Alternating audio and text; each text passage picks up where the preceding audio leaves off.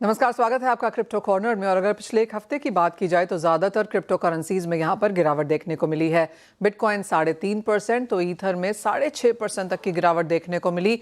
5% यहाँ पर बाइनेंस भी गिरा है। कार्डानो 6.5%, तो सोलाना में करीबन 8% की गिरावट है। XRP की बात की जाए तो 5% की मंदी पिछले एक हफ्ते में यहाँ पर भी देखने को मिली है।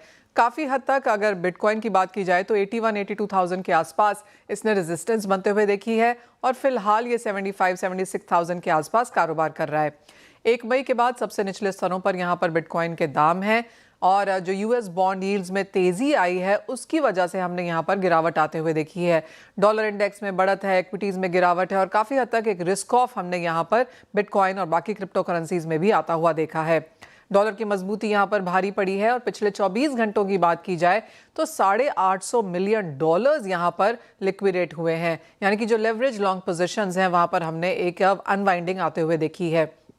हफ्ते भर में स्पॉट बिटकॉइन ETFs में भी करीबन $1 बिलियन के यहाँ पर नेट आउटफ्लोज देखने को मिले हैं।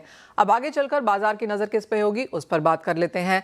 माइक्रोस्ट्रैटेजी जो है कंपनी, जो माइकर सेलर की है, वहां पर $2 बिलियन का बिटकॉइन खरीदा गया है। यूजली ये क्रिप्टो करेंसीज को सपोर्ट करता है, लेकिन इस वक्त हमने रिस्क ऑफ की वजह से बहुत बड़ा असर इसका नहीं आता हुआ देखा।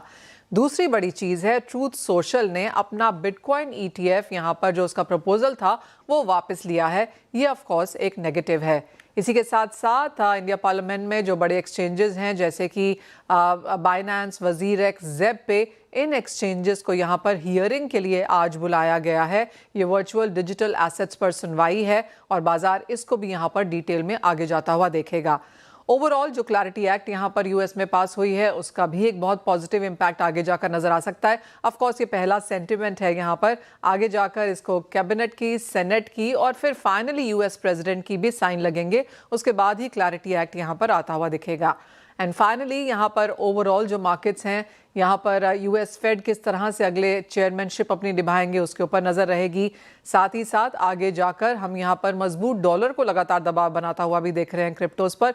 तो पिछले हफ्ते और इस हफ्ते लगातार कुछ मुनाफा वसूली, कुछ मंदी यहाँ पर ऑल्ट कॉइन्स और बिटकॉइन में जारी है। CNBC आवाज प्रस्तुत करता है crypto corner, powered by Binance.